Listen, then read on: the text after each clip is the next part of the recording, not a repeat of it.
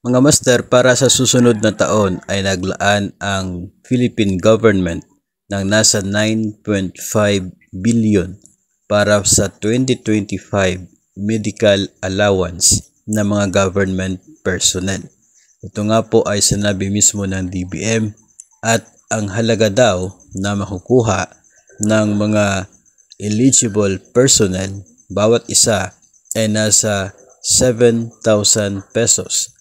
Ito po ay para sa medical allowance na siya pong magsisimula sa taong 2025.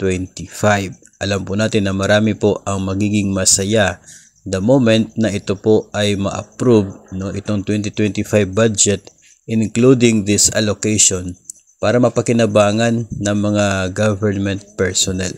Malaking bagay din po ang halagang yan intended for the medical allowance. So ito po ay bago na benepisyo para sa mga personnel ng gobyerno at sinasabi nga po magsisimula ito sa taong 2025. Nabanggit din po ito ni President Marcos sa kanya pong naganap na SONA.